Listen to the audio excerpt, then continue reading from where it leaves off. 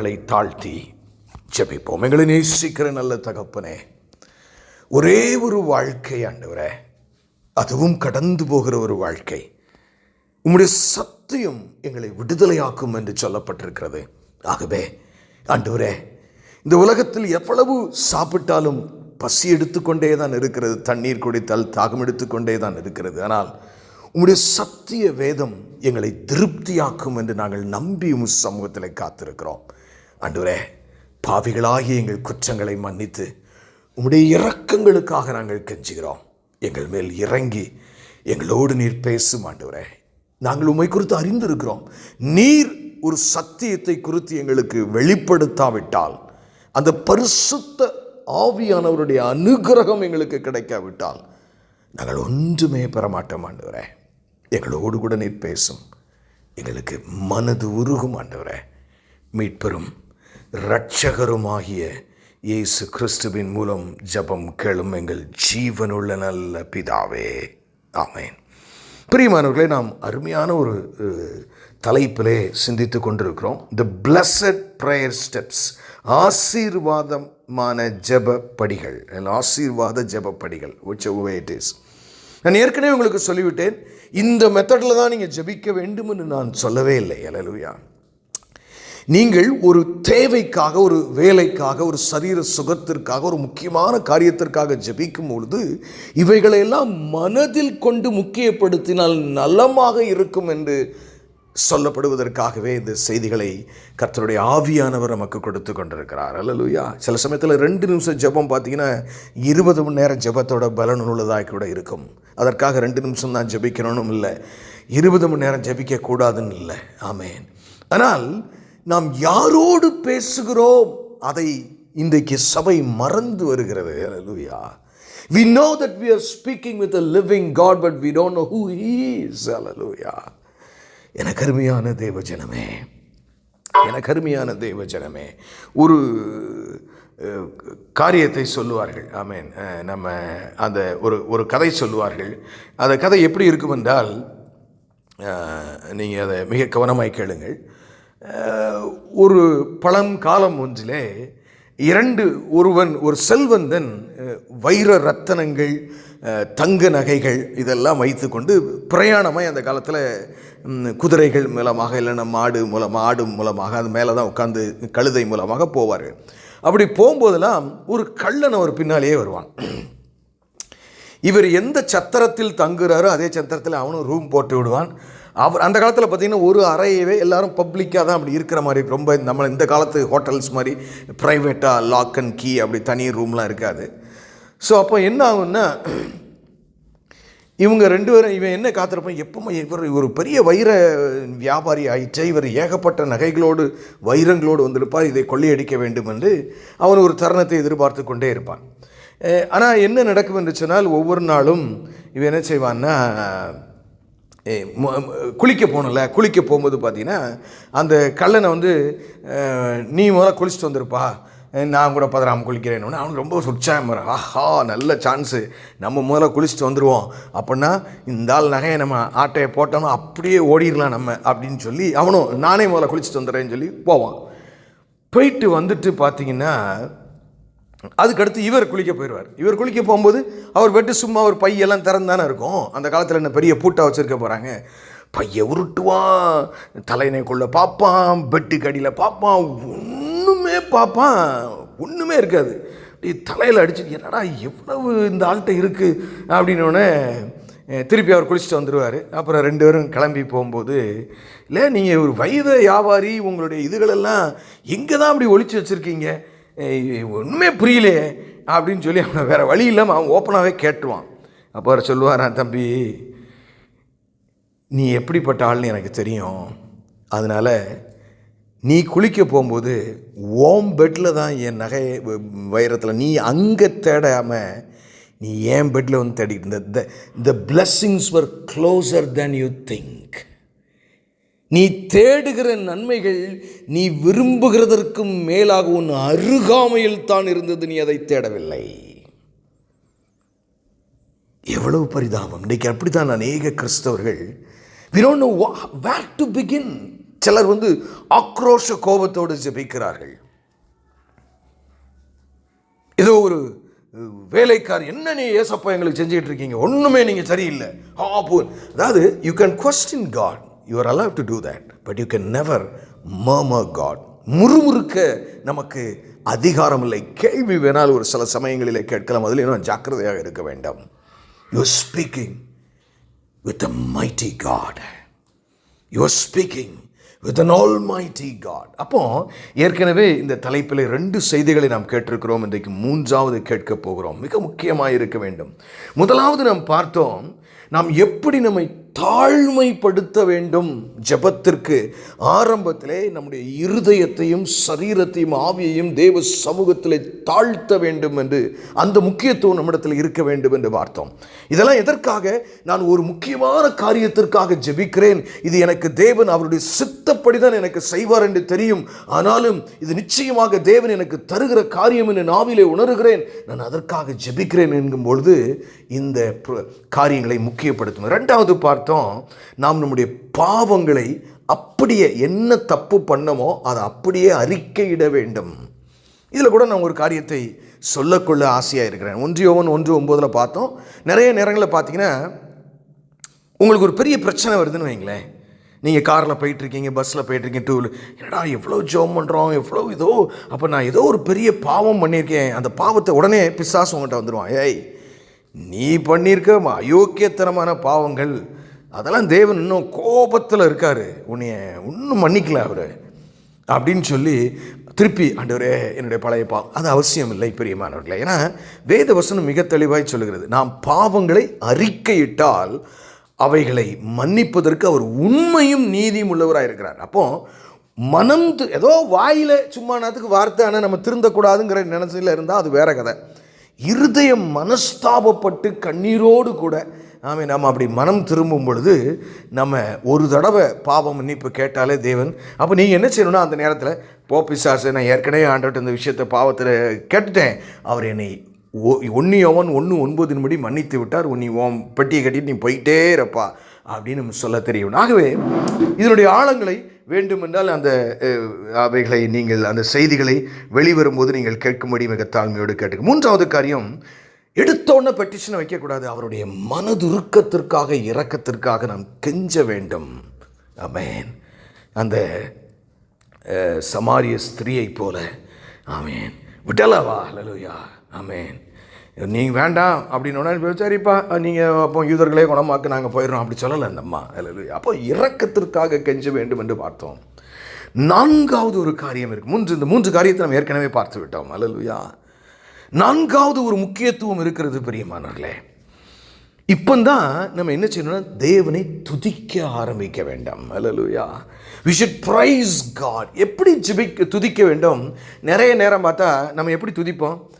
ஆண்டவர் எனக்கு ஒரு வீடை கொடுத்துட்டாரு, ஒரு பிள்ளையை கொடுத்துட்டாரு, ஒரு வேலையை கொடுத்த ஸ்தோத்திரம் ஆண்டவரே, இந்த வேலை எனக்கு கிடைக்கவே கொடுக்க, ஃபாரின்ல அருமையான வேலை ஆண்டவரே, குடுக்க ஸ்தோத்திரம்.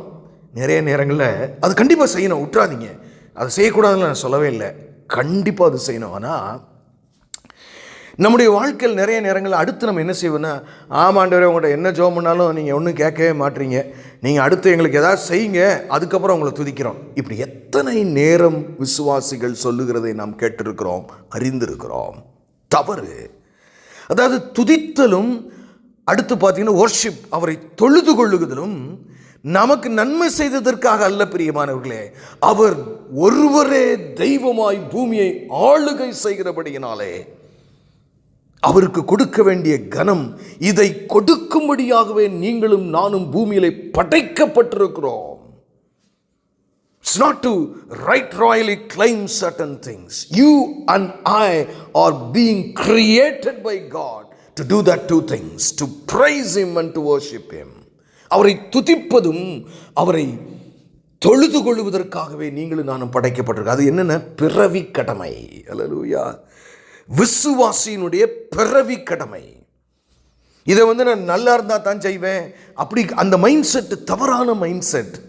So whatever happens to me, in whatever situation I am, I will praise Him with tears, broken heart, and from the bottom of my heart I will praise Him.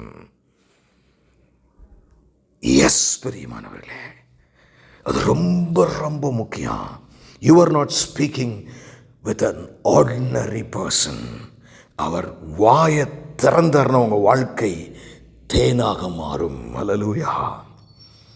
அவர் தன் வார்த்தையை திறக்கும் பொழுது வெளிச்சம் உங்கள் இருளிலே பிரகாசிப்பிக்கும்.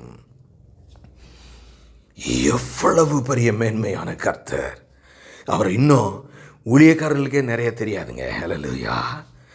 வேதத்திலும் நம்முடைய இயற்கையிலும் சொந்த அனுபவங்களிலும் அநேக காரியங்களை கற்றுக்கொள்கிறோம். ஆனால் நம்ம இன்னும் அவர் நம்மை வெளிப்படுத்த வேண்டும் என்று காத்திருக்க வேண்டும். அப்போ 4வது காரியம், you should be praising God and worshipping. அவரை துதித்து தொழுது கொள்ள வேண்டும். அந்த மைண்ட் செட் இருக்கணும். ஹல்லேலூயா. தானியேல் எப்படி இருந்தான்? அவனுக்கு ஒரு பெரிய பிரச்சனை வரப்போகுதுன்னு தெரியும். ஹல்லேலூயா. எதில்? தொழுது கொள்றதுல தான் பிரச்சனை.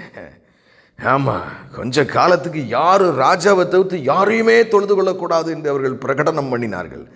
போங்கயா நீங்களாது, என் உயிர் இருந்தாலும் சரி செத்து போனாலும் சரி. That is the stand of Daniel. I don't care. என் தேவனை துதிப்பதும் தொழுது கொள்ளுவதையும் அப்படி நான் செய்ய முடியாவிட்டால் என் டெட் பாடியில் தாண்டா அது நடக்கும்னு சொன்னான். That is the way mind set of Daniel. I don't care. சிங்கத்தில் நட போடுங்கடா, அதை பற்றிலாம் எனக்கு கரைச்சலே இல்லை. I'm already older. I want to die. I don't care. என அருமையான தேவஜனமே, அப்படிப்பட்ட ஒரு துதியை ஆவியிலே தொழுது கொள்ளுதலை தேவன் உங்களிடத்தில் எதிர்பார்க்கிறார். அவரும் நீங்கள் அப்படி துதிக்கணும்னு சொல்லியும் அப்படி தொழுது கொள்ளுன்னு எதிர்பார்த்துட்டு அதெல்லாம் நான் ஒன்றும் செய்ய மாட்டேன் அப்படி இருந்தால் it won't be a productive prayer. நீங்கள் என்ன தான் வாயில் சொன்னாலும் இருதயத்திலிருந்து நொறுங்கி அப்பாவை தொழுது கொள்ளுகிற காரியம். மோசேயுடைய வாழ்க்கையில் நீங்கள் அதை பார்க்கலாம் பிரியமானவர்களே. அவன் தேவ பிரசனம் வந்தோடனே முகம் குப்பம், மூக்கே மோசைக்கு இருந்திருக்குமான்னு தெரில, எனக்கு பைபிளை படித்து பார்த்தா முகம் குப்புற விழுந்து தொழுது கொண்டானாம். ஹல்லேலூயா. ஜோஷுவா இயேசு கிறிஸ்துவை சந்திக்கும் பொழுது முகம் குப்புற விழுந்து தொழுது கொண்டான். எனக்கு அருமையானவர்களே, ஆமென், ஹல்லேலூயா. சர்வ வல்லமையுள்ளவர் நடந்து வருகிறார். ஆமென். அவர் சமுத்திரங்களின் மேலும் மலைகளின் மேலும் உங்கள் வீடுகளையும் அவர் நடந்து கடந்து வருகிறது உண்டு பிரியமானவர்களே. அவரை துதியுங்கள். அவர் நல்லவர். ஹல்லேலூயா. உங்கள் பிரச்சனையே பார்த்துக்கிட்டு அதை விட்டுறாதீங்க. ஏன்னா பிசாசு மெயின் உங்களுக்கு பிரச்சனையை ஃபோக்கஸ் பண்ணுறது காரணம் இவங்களை துதிக்கிறத நிப்பாட்டணுங்கிறதுக்காக. Be careful. நமக்குள்ள ஒரு மனநிலைமை, என்ன ஆண்டவரே அவனுக்கு செய்திருக்கிறீங்க, இவனுக்கு செய்திருக்கீங்க, உங்கள் தேடாதனுக்கெல்லாம் செஞ்சிருக்கீங்க. நான் உயிரை கொடுத்து ஜெபித்து கொண்டிருக்கிறேன், ஆலயத்துக்கு போகிறேன், தசமபாவம் கொடுக்கிறேன், ஊழியம் செய்ய, எனக்கு என் படி என்ன ஆயிற்று அப்படின்னு ஆண்டவர்கிட்ட நீங்கள் ஜெபம் பண்ணிட்டு அதை துதிக்கும் போது உங்கள் கவலை கண்ணீர் எல்லாத்தையும் மறந்துட்டு பரிசுத்த ஒரு தெய்வம் உண்டு, எனக்கு நன்மை நடந்திருக்கிறதோ நடக்கவில்லையோ நிச்சயமாக அது நடக்கும். ஹல்லேலூயா. ஏன் நம்ம விசுவாசிக்கணும்? நிச்சயம் அது எனக்கு நடக்கும். அது எப்போ ஆண்டவருடைய வேலை வருகிறதோ, ஏன்னா வேதம் சொல்கிறது காலங்கள் அவருடைய கரத்தில் இருக்கிறது. நான் இருதயத்திலிருந்து அவரை துதிப்பேன். பிரியமானவர்களே, நெவர் அண்டர் எஸ்டிமேட். உங்களுக்கு தெரியும், நான் சொல்ல வேண்டிய அவசியமே இல்லை. நிறைய பேர் அபிஷேகம் பெற்றது, அதாவது பரிசுத்த ஆவியின் 2வது தொடுதலை பெற்றதெல்லாம் துதிக்கிற வேளையிலே அவரை துதிக்க துதிக்க துதிக்க ஆமென் எரிகோவின் கோட்டைகள் தகரும் என்பெல்லாம் நாம் பார்த்திருக்கிறோம். ஹல்லேலூயா. ஆனால் நம்ம என்ன இன்னைக்கு my focus today is praise for all your situations. எல்லா என்னுடைய வேலைகளுக்காகவும் கடினமான சூழ்நிலைகளுக்காக நான் ஒரு ஸ்தோத்திரம் பண்ணுவேன். ஏன் பண்ணணும்? ஏங்க எனக்கு ஒரு டிஃபிகல்ட்டுங்க, இதுதாங்க என் பிரச்சனையே, எனக்கு காலில் ஒரு வலிங்க, எனக்கு ஒன்று இல்லைங்க, இதுக்காக எப்படிங்க ஸ்தோத்திரம் பண்ண முடியும்? ரொம்ப முட்டாள்தனமாக இருக்குது, எதையாவது இப்படிலாம் பிரசங்கம் பண்ணாதீங்க நீங்கள் அப்படி நீங்கள் நினைக்கலாம். நானாக எதையுமே சொல்லுகிறதில்லை பிரியமானவர்களே. வசனத்தை நான் உங்களுக்கு வாசிக்கிறேன். ஏன் தெரியுமா? ரோமர் 8:28 சொல்லுது, ஹல்லேலூயா, அவரை அன்பு கூர்ந்து அவரை விசுவாசிக்கிறவர்களுக்கு சகலமும் நன்மைக்கு ஏதுவாகவே நடக்கிற. உங்கள் உபத்திரமும் நன்மைக்கு ஏதுவானதே. எழுதி வச்சுக்கோங்க. ஏன்னா நீங்கள் எல்லாம் யோபுடைய வாழ்க்கையில் பார்க்கலாம், உங்களுடைய வாழ்க்கையிலையும் பார்க்கலாம். நல்ல வேளைங்க, எனக்கு ஆண்டவர் நான் ஆசைப்பட்டிருந்த மாதிரி அப்படி கொடுத்துருந்தாருன்னா என்ன ஆயிருப்பனோ தெரியாது. இவ்வளவு காலங்கள் சூழ்நிலைகள் தாண்டி வந்த பின்பு நல்ல வேளை தேவன் என்னை இந்த கடினமான பாதை வழியாய் நடத்தினார் என்று சொல்லத்தக்கதாய் அது இருக்கும் பிரியமானவர்களே. ஹல்லேலூயா, ஹல்லேலூயா. எனக்கு அருமையான தேவஜனமே, நீங்கள் எப்படிப்பட்டவர்களாக இருக்கிறீர்கள்? அப்போ எனக்கு தெரில, ஒரு கஷ்டமான சூழ்நிலை வந்திருக்கு, அது என்னன்னு தெரியல. ஆனால் ஆண்டவர் என்னோடு இருக்கிறார், என் வாழ்க்கை அவர் கையில் இருக்கிறது, ஆகவே இது நன்மையாகத்தான் முடியும். ஆகவே ஏதோ ஒரு நன்மை தேவன் எனக்கு செய்கிறார் என்று நான் அவரிடத்தில் என்ன செய்ய போகிறேன்? அவரை துதிக்க ஆரம்பிக்க போகிறேன். ஹல்லேலூயா. இப்போ பாருங்கள், நான் ஒரு வசனத்தை உங்களுக்கு வாசித்து காட்டுகிறேன். பிலிப்பியர் 4ஆம் அதிகாரம் இப்படியாய் சொல்லுகிறது, 6ஆம் வசனம். உங்களுக்கெல்லாம் தெரிஞ்ச வசனம். பிலிப்பியர் 4:6. நீங்கள் ஒன்றுக்கும் கவலைப்படாமல் எல்லாவற்றை குறித்து உங்கள் விண்ணப்பங்களை ஸ்தோத்திரத்தோடு கூடிய ஜெபத்தினாலும் வேண்டுதலினாலும் தேவனுக்கு தெரியப்படுத்துங்கள். அப்பொழுது எல்லோ புத்திக்கு மேலான தேவ சமாதானம் உங்கள் இருதயங்களையும் உங்கள் சிந்தைகளையும் கிறிஸ்து இயேசுக்குள் காத்துக்கொள்ளும். Peace will come, that is called faith and God is going to do something. என்ன சொல்கிறார் ஆண்டவர்? நீங்கள் அழகாக சொல்கிறார் பாருங்க, எல்லாவற்றை குறித்தும் உங்கள் விண்ணப்பங்களை ஸ்தோத்திரத்தோடைய ஜெபத்தோட தான் சொல்லுங்கிறாரு. ஹல்லேலூயா. Lord, I don't understand, but it is very painful in my life. என்னால் இது தாங்க முடியவில்லை. ஆனால் இதிலும் ஏதோ ஒரு நன்மை நீ செய்கிறீர் ஆண்டவரே. எனக்கு புரியவில்லை, எனக்கு விளங்கவில்லை. அதாவது கற்பனை பண்ண இப்படி பாருங்களேன், ஒரு அருமையான சிற்பி என்று வைத்துக் கொள்ளுங்கள். அவனுக்கு கிரானைட் ராக்கை ஒன்று ஒரு 7 அடியில் ஒன்று கொடுத்தா அவன் முதலாவது தன் கற்பனையிலே ஒரு ஃபிகரை கொண்டு வருவான். ஹல்லேலூயா. ஆனால் கையில் இருக்கிறது உளி, சுத்தியல், கல் 3 தான் இருக்கும். ஹல்லேலூயா.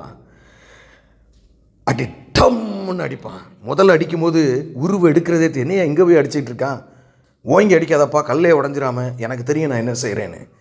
அடி உள்ள பெயின்ஃபுல்லாக தான் இருக்கும். ஆனால் கொஞ்சம் கொஞ்சமாக அந்த கல்லுகளிலே அவன் தன் கற்பனையிலே வைத்திருக்கிற அந்த ஃபிகருக்கு தேவையற்ற கற்களை அவன் அகற்றிக்கொண்டே வருவான்.